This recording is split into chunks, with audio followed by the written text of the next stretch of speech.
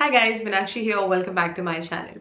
आप दोनों ने इंटरनेट पे ये दोनों ट्यूब्स तो आजकल बहुत देखी होंगी, इंस्टाग्राम पे, यूट्यूब पे। This is the Glycosix cream and this is the GA6 cream. तो आज मैंने सोचा इस वीडियो के थ्रू मैं आपको डिटेल से बताती हूँ इन दोनों क्रीम्स के बारे में। सबसे पहले ये डिस्कस करेंगे कि एसेंशियली इन दोनों ट्यूब्स में कोई डिफरेंस है भी या नहीं, क्या सिमिलैरिटी है, क्या डिफरेंस है, किसको कौन सी वाली यूज करनी है, कैसे यूज करनी है, हफ्ते में कितनी बार यूज करनी है, अगर आप ऑलरेडी एक रूटीन फॉलो कर रहे हैं तो उसमें कैसे फिट होगी ये, बाकी एक्टिव्स के साथ ये कंबाइन करी जा सकती है कि नहीं करी जा सकती, किन लोगों को नहीं लगानी चाहिए, इससे आप क्या रिजल्ट्स और कितने टाइम में एक्सपेक्ट कर सकते हैं, क्या इसको छोड़ने के बाद प्रॉब्लम वापस आ जाएगी, etcetera etcetera etcetera. So anything and everything about these two creams we are going to discuss in detail in today's video. So if you are interested then please keep on watching. Alright, तो सबसे पहले इन दोनों ही के नाम सुन के आपको ये तो पता चल ही गया होगा कि इसमें जो मेन इंग्रेडिएंट है वो ग्लाइकोलिक एसिड है।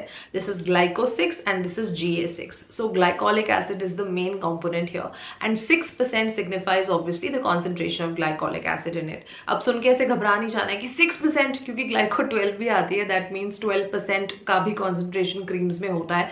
द डिफरेंस इज कि जब हम सेरम्स की बात करते हैं वो बहुत ज़्यादा पोटेंट होते हैं क्योंकि वो कॉन्सेंट्रेटेड फॉर्म में होते हैं, तो वहाँ की परसेंटेज को आप इससे कंफ्यूज मत कीजिए। 6% होना, अंडर 10% ग्लाइकोलिक एसिड का कॉन्सेंट्रेशन होना डर्मा लिमिट्स के अंडर आता है और वो इसलिए सेफ है क्योंकि वो क्रीम बेस में दिया हुआ है। तो आपको इसे यूज करने के लिए, इसे खरीदने के लिए कोई प्रिस्क्रिप्शन भी रिक्वायर्ड नहीं होती है, आप इसको सेफली यूज करना स्टार्ट कर सकते हैं। बस आपको ध्यान में रखनी है कुछ बातें कि अपनी स्किन टाइप और नीड्स को समझ के आपको फ्रीक्वेंसी और अमाउंट इसका डिसाइड करना होगा और बताए हुए तरीके से आपको इसको लगाना पड़ेगा। अदर देन दैट कोई प्रॉब्लम नहीं होगी। नाउ दोनों ही जो क्रीम्स है ना, उनका जो कॉम्पोजिशन है, इंग्रेडिएंट है और जो उनका मेन फंक्शन है वो बिल्कुल सिमिलर है एक दूसरे से। आप इन दोनों में कोई भी यूज कर सकते हैं, दोनों का प्राइस भी ऑलमोस्ट सेम है, दोनों ही 170-180 रुपए के पास आ जाती हैं। सिर्फ इतना डिफरेंस है कि दोनों के मैन्युफैक्चरर्स अलग हैं। इसको माइक्रो लैब्स ने मैन्युफैक्चर करा है और इसको KLM मैन्युफैक्चरर्स ने। बस मैन्युफैक्चरिंग का डिफरेंस है, बाकी अदरवाइज इनका जो फंक्शन है, प्राइस है, टेक्सचर है, जो फील है, हर चीज ऑलमोस्ट सिमिलर है। इनफैक्ट आई शुड से कि GA6 का कंसिस्टेंसी बहुत ज्यादा लोशन लाइक थिन है, तो I think oily acne prone skin वालों के लिए ये वाली बेटर है। ग्लाइको 6 का जो टेक्सचर है वो हल्का सा थिक क्रीम के जैसा है। अदर देन दैट दोनों में कोई डिफरेंस नहीं है। नाउ ब्रीफली मैं आपको पहले ग्लाइकोलिक एसिड के बारे में थोड़ा सा बता देती हूँ।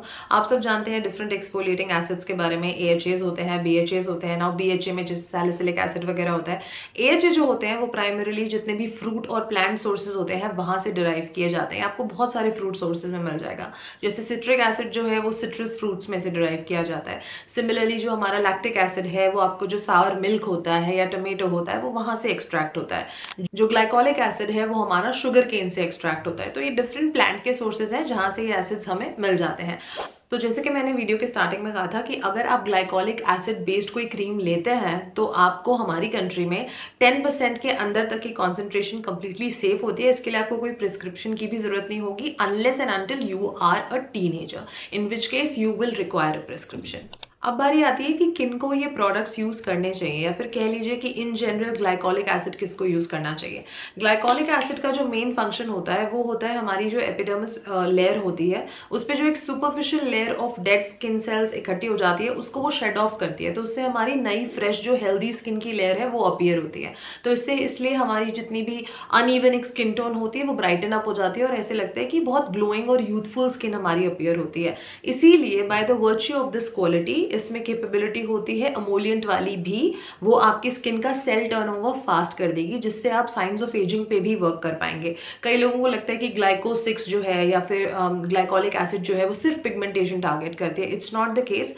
प्राइमरली आप इसको 2 कैटेगरीज में डिवाइड कर सकते हैं। ये आपकी पिगमेंटेशन तो ट्रीट करेगी ही ऑफकोर्स। अगर आपको हाइपर पिगमेंटेशन है, melasma, dark spots, acne spots, brown patches हो गए स्किन पे, वो सब तो ये लाइटन अप करती ही है। साथ साथ ये आपको साइंस ऑफ एजिंग से भी रिलीव करती है क्योंकि आपका सेल टर्नओवर रेट बढ़ा देती है। तो अगर over the period of time आपको टैनिंग हो गई है या फिर फोटो डैमेज स्किन है आपकी, या आपको फॉर दैट मैटर केरेटोसिस पिलारिस है, अनइवन स्किन टोन है, टेक्सचर है, किसी भी हर तरीके की प्रॉब्लम में ये आपकी हेल्प करेगा because it has the ability to shed off the dead skin layer of your skin.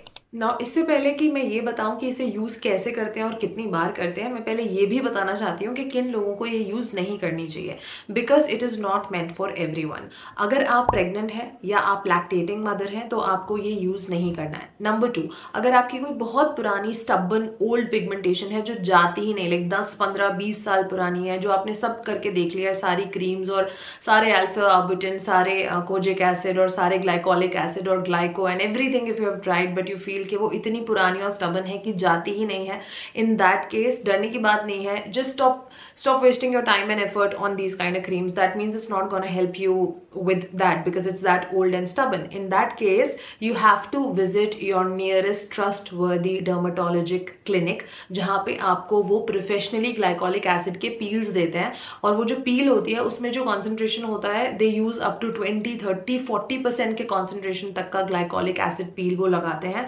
But वो हमेशा गाइडेड सुपरविजन के अंडर किया जाता है, किसी लाइसेंस्ड एस्थेटिशियन या फिर डर्मेटोलॉजिस्ट के अंडर ही परफॉर्म होना चाहिए। वो आपको वो घर पे नहीं करना चाहिए। आप जाएंगे, वो आपको 2-3 उसकी सिटिंग्स देंगे और वो पुरानी पिगमेंटेशन आपकी अच्छे से हेल्दी तरीके से विदाउट एनी रिस्क रिमूव हो जाएगी। Now let's talk about how to use it correctly. सबसे पहली चीज जो आपको करनी है, irrespective of your skin type, is to do a patch test first. आपको इसका बिल्कुल एक पी साइज अमाउंट लेना है और एक रात पहले अपने कान के पीछे यहाँ पे हल्का सा उसको लगा के छोड़ देना है, और फिर आपको नेक्स्ट 2 डेज के लिए ऑब्जर्व करना है कि आपको कोई डिस्कम्फर्ट, कोई रिएक्शन, कोई एलर्जिक रिएक्शन, कोई पेन, कोई रेडनेस, कोई इस तरह की डिस्कम्फर्ट तो आपको फील नहीं हो रहा है। अब उसमें भी सिवियरिटी पे भी डिपेंड करता है। सपोज अगर आपको लगता है कि it's very minimal, then in that case you can probably stop it then, but you can continue it later and you can just control the amount of quantity that you're taking, or you can reduce the frequency in which you are using it, and थोड़ा आप frequency के साथ play around करके देख सकते हैं। लेकिन अगर आपको लगता है बिल्कुल हमारी स्किन एक्सेप्ट ही नहीं कर रही है, उसको एकदम से बहुत ज़्यादा ही डिस्कम्फर्ट हो रहा है, तो in that case you have to stop it, which means this cream is not meant for you। लेकिन अगर आपको थोड़ी बहुत बर्दाश्त करने लायक इचिंग हो रही है या थोड़ी बहुत स्किन पील ऑफ हो रही है, then there is nothing to worry, that means it's working the right way, that's how it is supposed to work, right? So हल्की बहुत अगर पीलिंग होती है, स्किन की फ्लेकीनेस होती है, थोड़ी थोड़ी सी खुजली होती है, तो then there's nothing to worry about, then you can continue using it। ये हो गई बात पैच टेस्ट की। सपोज पैच टेस्ट से हम थ्रू हो गए, तो नेक्स्ट स्टेप में आपको इसको कैसे यूज करना स्टार्ट करना है। नंबर 1, अगर आपकी स्किन ऑयली एक्ने प्रोन है तो आप इसे हफ्ते में 2 से 3 बार ज्यादा से ज्यादा यूज कर सकते हैं। आप स्टार्ट करें ऑल्टरनेट डेज से। अगर ये आपके लिए वर्क कर रहा है तो 3 to 4 times a week is completely fine. Number 2, अगर आपकी स्किन ड्राई है या सेंसिटिव है तो शुरुआत में आपको हफ्ते में सिर्फ एक ही बार इसको लगाना है। Even if it is working for you, हफ्ते में सिर्फ एक बार लगाना है, और ग्रेजुअली जब आप फ्रीक्वेंसी बढ़ाएंगे भी तो मैक्सिमम एक हफ्ते में आपको 2 बार लगाना है। That's it, not more than that.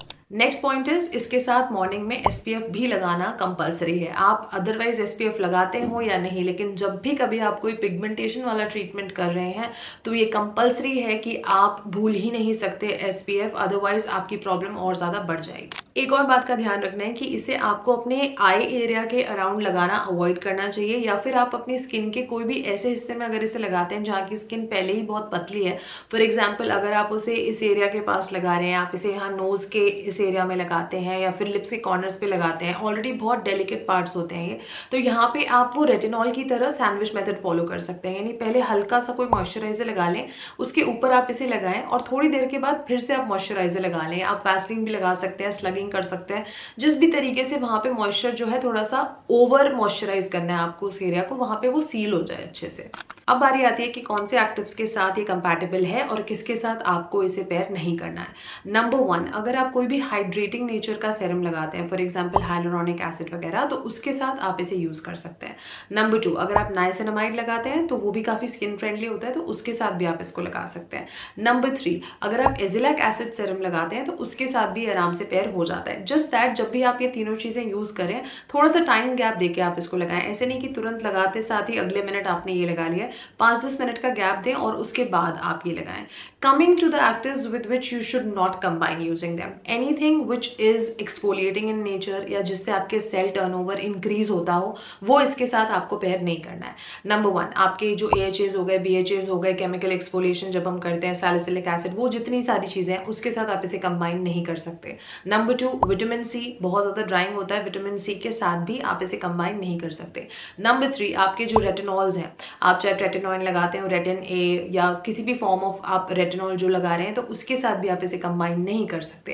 And number 4 which is very important but I think a lot of people miss out on this, हम कई बार जब अपने 30s में होते हैं तो हम पेप्टाइड बेस्ड सेरम लगाते हैं, चाहे वो कॉपर पेप्टाइड हो या ट्राईपेप्टाइड हो, टेट्रापेप्टाइड हो। तो जब कभी भी आप किसी भी तरह के मल्टीपेप्टाइड सेरम्स वगैरह लगा रहे हैं, उसके साथ आपको इसे कंबाइन नहीं करना है। ऐसा नहीं है कि आपकी स्किन पे कोई नुकसान होगा, बट इट्स जस्ट दैट कि ये दोनों जो होते हैं, पेप्टाइड्स जो होते हैं और ग्लाइकोलिक एसिड जो होता है, ये डिफरेंट पीएच लेवल्स पे परफॉर्म करते हैं। तो जब आप इन्हें साथ में लगा लेंगे तो वो एक दूसरे के पीएच को ऑल्टर कर देंगे, जिससे दोनों की ही जो इफेक्टिवनेस है वो नेगेट हो जाएगी। तो इसलिए आप सेम टाइम पे पेप्टाइड सेरम्स और ग्लाइकोलिक एसिड को नहीं लगा सकते। अगर आपको लगाना ही है तो आपको एटलीस्ट आधे घंटे के गैप में लगाना है, ताकि तब तक जो स्किन का पीएच है वो बैक टू नॉर्मल हो जाए।